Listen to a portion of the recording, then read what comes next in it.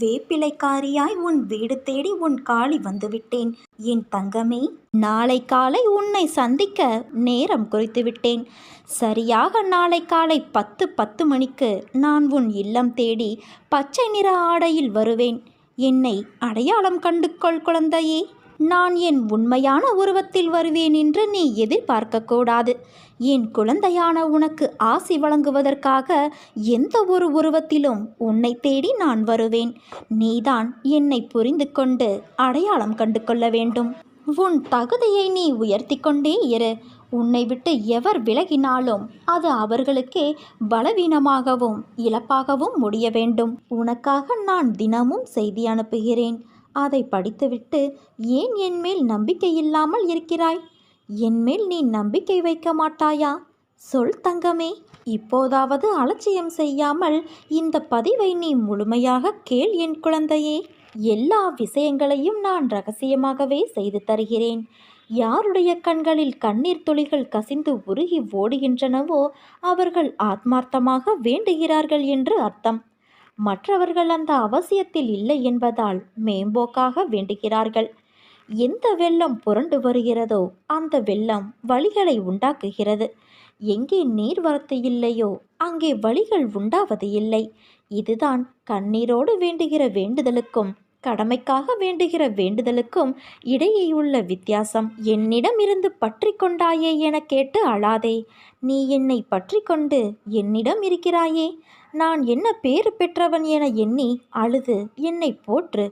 என்னை வணங்குவதற்காக பூஜை புனஸ்காரங்கள் செய்வதையும் பிறர் பாராட்ட நடந்து கொள்வதையும் தவிர்த்துவிடு. நான் இதை விரும்புவது கிடையாது. வெளிப்படையான ஆடம்பர வழிபாட்டுக்கு நான் முக்கியத்துவம் தருவது இல்லை. காரணம், அதை செய்வதற்கான பலனை உடனே அடைந்து விட முடியும். அதற்கு மேல் பலனை எதிர்பார்க்க முடியாது அல்லவா? ஆத்மார்த்தமாக இதயத்திற்குள் என்னை குடியேற்றி அங்கே என்னை வழிபடு. அப்போது உன் மனதும் செயலும் யாருக்கும் தெரியாது. அனைத்தும் ரகசியமாக இருப்பதால் நானும் எல்லா விஷயங்களையும் ரகசியமாகவே செய்து தருவேன். பொறுமையும் தன்னம்பிக்கையும் தான் தைரியம். அதை நீ தொலைத்து விடாதே. எப்பொழுது நீ எந்த பிரச்சனைகளை சந்திக்க நேர்ந்தாலும் அதை எதிர்த்து போராட கற்றுக்கொள். அப்போது அது உன்னை காப்பாற்றும். ஆனால் எது நடந்தாலும் நீ எதை எதை செய்திருந்தாலும் அதை நீ உணரும் தருணத்தில் அனைத்தையும் நான் மன்னித்து உன்னை ஆசிர்வதிப்பேன். சகிப்புத்தன்மை இல்லை என்றால் உன் நிலை மிகவும் கவலைக்கிடமாகும். இதை மட்டும் நினைவில் வைத்துக்கொண்டு வாழ கற்றுக்கொள். நீ எவ்வளவு பெரிய வம்சாவளியை சேர்ந்திருந்தாலும் ஒழுக்கத்தோடும் சிறந்த நற்குணங்களோடு இருந்தாலும் வறுமையின் காரணமாக மிகவும் கடினமான சூழ்நிலையில் இருந்தாலும் அனைத்தையும் ஏற்றுக்கொள்ளும் மன தூய்மையும் தன்னலமற்ற சிந்தனைகளும் எண்ணங்களும் இல்லை என்றால் எதையுமே நீ எதிர்கொள்ள முடியாது, சாதிக்கவும் முடியாது. மிகவும் முக்கியம் சகிப்புத்தன்மை.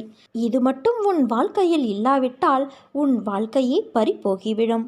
நான் பக்கபலமாக இருந்தாலும், நானே அனைத்திற்கும் சர்வாதிகாரி என்றாலும், அனைத்தும் எனக்கு கட்டுப்பட்டு இருந்தாலும் உன்னிடம் நிலையான உண்மையான பக்தியும் இருந்தால் மட்டுமே நான் உன்னை அனைத்திலும் இருந்து பாதுகாக்க முடியும்.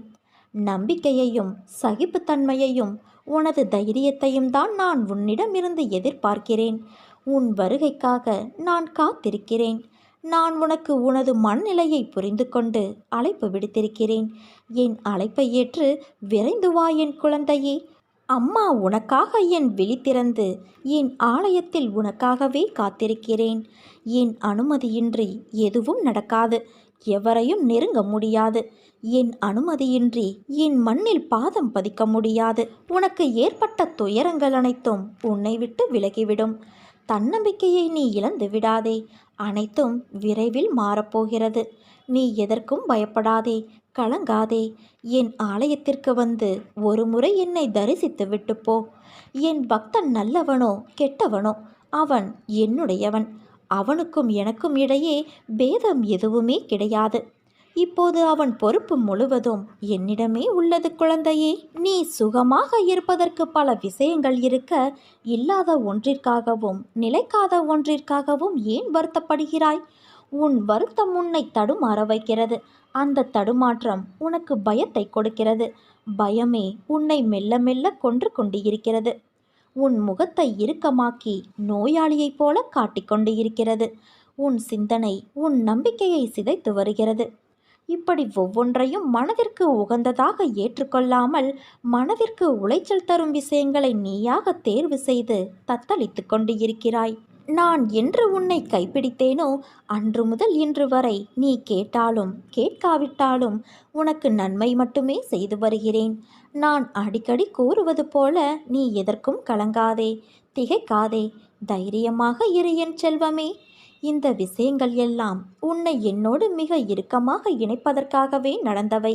உன்னை முன்னும் பின்னும் பக்கவாட்டிலும் எல்லா திசைகளிலும் இருந்து நான் பாதுகாக்கின்றேன். என் மீது நீ நம்பிக்கை வை. உன் கோரிக்கைகளை நிறைவேற்றி பிரார்த்தனை அனைத்திற்கும் பதில் தரவே நான் அவதரித்து இருக்கிறேன்.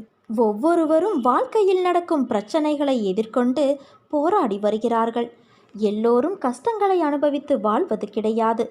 துன்பங்கள் எவ்வளவு வந்தாலும் அதை மனதிற்குள் எடுத்துச் செல்லக்கூடாது. சந்தோஷம் எவ்வளவு வந்தாலும் அதை தலைக்கு எடுத்துச் செல்லக்கூடாது. அது தலைக்கணத்தை கொடுத்து குனிய வைக்கும். உப்பும் சர்க்கரையும் பார்க்க ஒரே நிறம்தான், ஆனால் அதன் சுவை மாறுபடுகிறது அல்லவா? அதே போலத்தான் இன்பமும் துன்பமும் இரண்டும் ஒன்றுதான். அதன் விளைவுதான் உன் வாழ்க்கையில் உனக்கு ஏற்படும் சுவை. அதனால் எதையும் மனதிற்குள் வைத்து புழுங்காதே. அது உன்னை மேலும் அழுத்தும். அது உன்னை நிம்மதியாக வாழ விடாது. அதனால் என்றும் என் பிள்ளையான நீ நிம்மதியோடு இருக்கவே நான் ஆசைப்படுகிறேன். நிச்சயம் நல்ல வாழ்க்கையை உனக்கு அமைத்து கொடுப்பேன் குழந்தையே. உன் எதிர்காலம் பொற்காலமாக அமையும். உன்னை என் அன்பு குழந்தைகளில் ஒருவனாக ஏற்றுக்கொண்டேன். நான் என்ன செய்தாலும் அது உன் நன்மைக்கு மட்டுமே என்பதை நீ நினைவில் வைத்துக்கொள். எதை எப்பொழுது செய்து தர வேண்டுமோ அப்பொழுது நான் அதை கண்டிப்பாக உனக்கு நிறைவேற்றி தருவேன். அந்த நம்பிக்கை உனக்கு இருந்தால் என்னால் செய்ய முடியாத காரியம் என்று எதுவுமே இருக்க முடியாது. வாழும் நாட்கள் எப்படி இருக்க வேண்டும் என்று நீ என்றைக்காவது யோசித்து இருக்கிறாயா? அப்படி நீ யோசிக்க ஆரம்பித்தால் உன் வாழ்க்கையில் வெறுப்பையும் வெறுமையையும் உணர்ந்திருக்க மாட்டாயே. வாழ்க்கையில் நினைத்தது எல்லாம் கிடைத்துவிட்டால் உன் வாழ்க்கையின் சுவை எப்படி இருக்கும் என்று யோசித்துப்பார். நீ நினைப்பவையெல்லாம் நல்லதும் இருக்கும், கெட்டதும் இருக்கும்.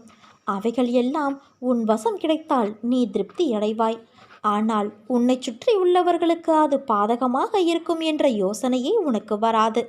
நீ என்று உன் விருப்பங்கள், உன் கனவு, உன் ஆசை, உன் லட்சியம் என்று வாழ்ந்தால் சுயநலமாய் நீ மட்டும்தான் உன் வாழ்க்கையில் ஒத்தையாக இருப்பாய், ஓசையில்லாத இசைக்கருவி போல.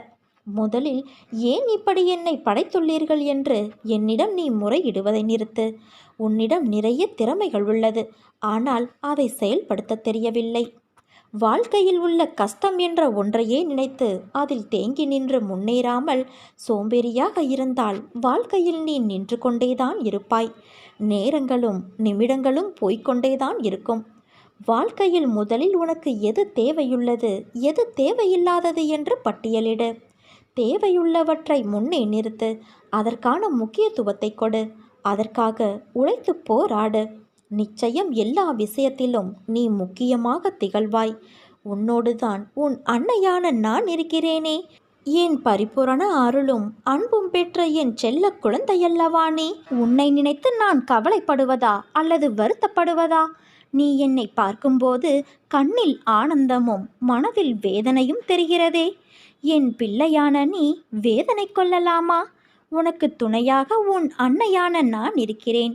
உன் மனம் என்பது குழந்தையின் மனதை போன்று பளிச்சென்று தெளிவாக உள்ளது. நீயோ அதை உணராமல் தேவையில்லாத விஷயங்களை நினைத்து புலம்பி வருத்தப்பட்டு கொண்டு இருக்கிறாய். இவ்வுலகில் தவறு செய்யாதவர்கள் என்று யாருமே கிடையாது. சிலர் தெரிந்தும் சிலர் தெரியாததுமாய் செய்கிறார்கள். அவர்களுக்கான சூழ்நிலை, நேரம், அவர்களின் வினையின் பயனால் இவ்வாறு செய்த தவறுக்கு மனவலியும் வேதனையும் அடைகிறார்கள். உன் மனதில் ஏற்படும் அனைத்திற்கும் பொறுப்பு நானே. உன் தவறை நினைத்து வருந்துகிறாய், திருத்திக் கொள்ளவும் நினைக்கிறாய். அது அப்படியே நடக்கும். உன்னை நல்வழிப்படுத்தவே ஜென்ம ஜென்மமாய் உன்னை பின்தொடர்ந்து வருகிறேன். அதை நிறைவேற்றியும் தருவேன் என் குழந்தையே. சில எண்ணங்கள் நிறைவேறவில்லை என்பதால் வாழ்க்கை முடிந்து விடாது. ஏதோ ஒரு காரணத்தால் இறைவன் உன்னை காப்பாற்றியிருக்கிறார் என்று நீ மகிழ்ச்சி கொள் என் குழந்தையே. என்னுடைய அருமை பெருமைகளை சொல்ல இந்த பிறவி போதாது. இன்னும் 7 ஜென்மம் வேண்டும். அவசரமான உலகில் நாம் வாழ்கின்றோம். பொறுமை குறைந்து போகிறது. எதை எடுத்தாலும் அவசரமாக செயல்படுகின்றோம். நினைத்தது நடக்கவில்லை. நாள் தள்ளிக்கொண்டே போகிறது. என்ன நினைத்தாலும் நடக்கவில்லை என்ற மனக்குழப்பம். அடிக்கடி நாம் மனதிற்குள்ளே கேள்வியாய் வந்த வண்ணம் நாம் எதையாவது ஒன்றை பின்பற்றி வந்தோம் என்றால் நாம் நினைத்ததை அடையலாம். உதாரணத்திற்கு, என்னை முழுமையாக நம்ப வேண்டும். அந்த நம்பிக்கை ஒவ்வொருவருக்கும் மாறுபடும். என் தங்கமே, உனக்குள்ள எந்த பிரச்சனையும் அந்நியர் கண்களுக்கு தெரியாமல் இருக்கட்டும். உன்னை புத்துணர்வு படுத்து. நான் ஒரு முறை தந்த வாக்குறுதியை மறுமுறை திருத்த மாட்டேன். சொன்னால் சொன்னதுதான். நீ ஜெயிப்பாய் என் குழந்தையே. உன் பிரச்சனைகள் அனைத்தும் தேரும். உன் வாழ்வு மீண்டும் திரும்பும் என்று ஒரு முறை சொன்னேன். அதையே மீண்டும் சொல்வேனே தவிர மாற்றி சொல்ல மாட்டேன். நான் பொறுமையாக இரு என்று சொல்வதை நீ புரிந்து கொள். பொறுமை என்பதை சோம்பேறித்தனம் என எண்ணிவிடாதே. சோம்பல் உள்ளவர்கள் எதை விரும்பினாலும் கிடைக்காது. எச்சரிக்கையாக இருந்து நடை போடுவதும், அக்கம் பக்கத்து விஷயங்களை கவனித்து அதற்கேற்ப உன்னை உற்சாகத்தோடு தயார்படுத்தி கொள்ள அமைதி காப்பதே பொறுமை. நான் என் பிள்ளைக்காகவும் பிள்ளைகளின் பிள்ளைகளுக்காகவும் அவர்களின் உடைமைகளுக்காகவும் நியமிக்கப்பட்டிருக்கின்ற காவலாளி. அவர்கள் நலனை மட்டுமே நாடுகிற நண்பன். என்னை மீறி எதுவும் உன்னை சேதப்படுத்தாது என் குழந்தையே. இந்த உலகம் இன்னும் உன்னைப் போல மாறவில்லையே என்று நான் அடிக்கடி நினைத்து கொள்கிறேன்.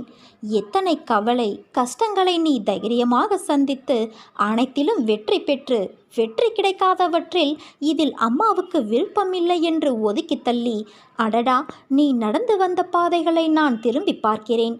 பெருமையாகவும் பெருமிதமாகவும் இருக்கிறது.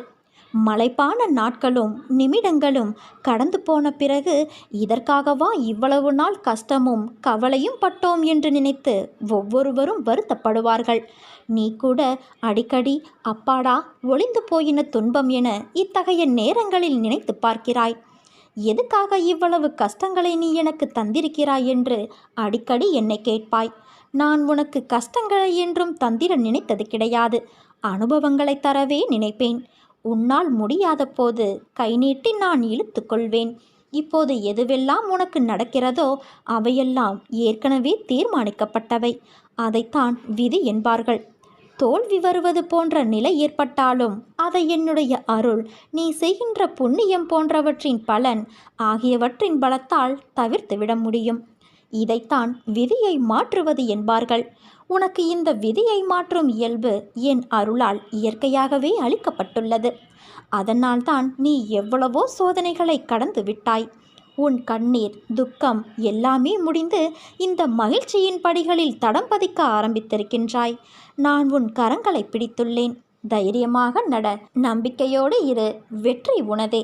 ஒரு ஆரம்பம் இருந்தால் ஒரு முடிவு உண்டு. பிறப்பு உறுதி செய்யப்பட்டால் இறப்பு உறுதி. அதேபோல நமக்கு கிடைத்த இந்த மானிட பிறவியை மகிழ்ச்சியோடும் பொறுமையோடும் வாழ வேண்டும். நாம் செய்கின்ற செயல்கள் நாளை சரித்திரம் படைக்க வேண்டும். எந்த ஒரு காரியத்தையும் தொடங்கும் முன் என்னை நினைத்து தொடங்கு. என் நாமத்தை உச்சரி. அதை நான் சுமூகமாக முடித்து வைப்பேன். இந்த மானிட படைப்புகள் அனைத்தும் அற்புதமானவை. நீ கலங்காதே குழந்தையே. நீ பட்ட வேதனை, அவமானம், மனக்கசப்பு, வறுமை, கடன் தொல்லை அனைத்தும் ஒரு முடிவுக்கு வரும். அனைத்தையும் நான் பார்த்து கொண்டுதான் இருக்கிறேன். நீ செய்த பாவங்கள், தவறுகள் அனைத்தும் இன்றோடு ஓடி ஒளிந்து விட்டது. தொட்டதெல்லாம் பொன்னாகும் நேரம். நீ ஒரு நாளும் கலங்காதே. அம்மா நான் இருக்கிறேன் என் குழந்தையே. நாட்களை எண்ணிக்கொண்டே இரு. நீ அடுத்தவனுக்கு உதவி செய்யும் நேரம் வந்து விட்டது. பிரிந்து சென்றவர் கூடும் நேரம். உன் உதவி நாடி பலர் வரும் நேரம். என் வாக்கு என்றுமே பொய்யாகாது. பெரும் செல்வந்தராக நீ மாறப்போகிறாய் குழந்தையே. காத்திரு, மகிழ்ச்சியாக இரு. தான் தாமதப்படுத்துகிற விஷயத்திற்காக காரணத்தை ஆராயவோ விவாதிக்கவோ வேண்டாம். ஒழுக்கமாக, அடக்கமாக, பண்போடு நடந்து எனது கட்டளைகளுக்கு கீழ்ப்படிவதை கடமையாகவும் தர்மமாகவும் நினைத்து உறுதியோடு செயல்படு. நான் என் தாசன் மூலம் சொல்லும் ஒவ்வொரு வார்த்தைக்கும் ஒரு பொருள் இருக்கும். பொருள் இல்லாத அனுபவங்களை நான் பேசுவது கிடையாது. அனுபவங்கள் பக்குவப்படுத்தப்பட வேண்டும். அதை நான் சரியாக செய்கிறேன். அப்படி இல்லாவிட்டால் எனக்கு இத்தனை பக்தர்கள் நாள்தோறும் உருவாகி கொண்டு இருப்பார்களா? ஆரம்பத்தில் என் மீது அதிக பக்தியும் பாசமும் கொண்டு நீ கேட்டபோதெல்லாம் உடனே நான் பதில் கொடுத்தேன். இப்போதோ என்னை மீறிய சக்தி ஏதோ ஒன்று இருப்பது போல நீ கலக்கத்தில் இருக்கிறாய். ஜீவனத்திற்காக நீ கவலைப்படுகிற எல்லா விஷயங்களும் அழிந்துவிடும். என்னையே சதா பற்றி கொண்டு இருக்கிறவனுடைய குறிக்கோளை நான் அழிப்பதே இல்லை. நீ ஓய்வெடுத்துக்கொள். உனக்கு நல்ல உத்தியோகத்தை நான் உருவாக்கி கொண்டுள்ளேன். விரைவில் தருவேன். விபத்து நடந்ததிலிருந்து எதிலும் ஒரு பற்று இல்லாமல், எதிலும் நம்பிக்கையில்லாமல் நீ இருக்கிறாய். நீ என் உண்மை பக்தன். உனக்கு நேர இருந்த ஒரு பெரிய தாங்கிக் கொள்ள முடியாத இழப்பை நான் சிறு விபத்தாக மாற்றினேன் என்பதை நீ புரிந்து கொள். உன்னை பிறர் ஏமாற்றிவிட்டார்கள் என கண்கலங்கிய போதும், உன் கடன் அடையவில்லை என நீ புலம்பிய போதும், என் நாம ஜபத்தால் அவற்றை வரவழைத்து தருவேன் என உறுதி கொடுத்தேன். உனது பிரச்சனை என்னவாக இருந்தாலும் சரி, எவ்வளவு பெரியதாக இருந்தாலும் சரி, அவற்றை நான் முற்றிலுமாக தீர்த்து வைப்பேன் என் குழந்தையே.